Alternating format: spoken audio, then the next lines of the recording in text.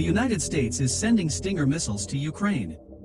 The new lethal aid package marks the first time that the United States has agreed to directly deliver Stinger missiles to Ukraine.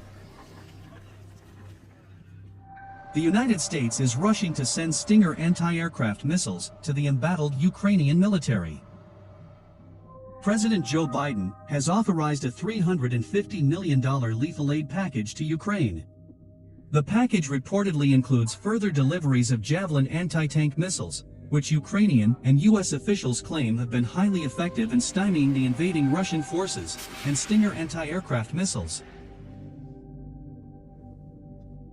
Once the Stinger's employed, it has the ability to be a game-changer, said retired Army Lieutenant General Jim Dubik. The Russians don't have air dominance.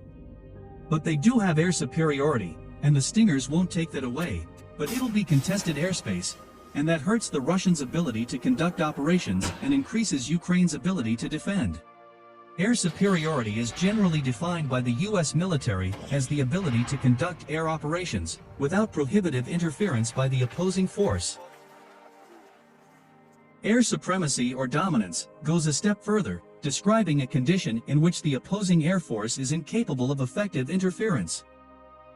The timeframe for the Stinger shipment is unknown, with U.S. officials reportedly telling journalists that they are currently working out the logistics of the delivery. Ukraine received an undisclosed number of Stinger missiles earlier this year from Latvia and Lithuania. The Russian invasion of Ukraine began on February 24, with strikes against Ukrainian air bases, command centers, radio stations, and other military infrastructure. Russian Defense Ministry spokesman Igor Konashenkov said earlier this week that Russian aviation has gained air superiority over the entire territory of Ukraine.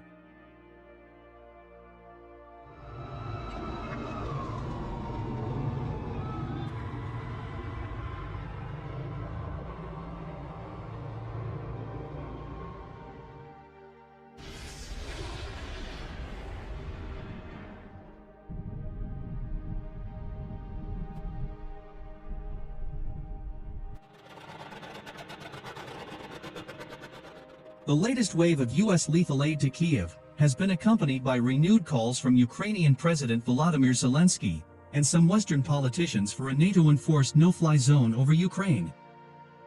And adding that Russian forces struck 1,114 objects of Ukrainian military infrastructure, including 31 control centers and communications nodes, 341 tanks and other armored vehicles, 57 multiple launch rocket systems, 121 field artillery units and mortars, and 274 special military automobile vehicles.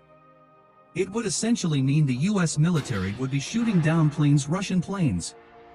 That is definitely escalatory. That would potentially put us into a place where we're in a military conflict with Russia. That is not something the president wants to do.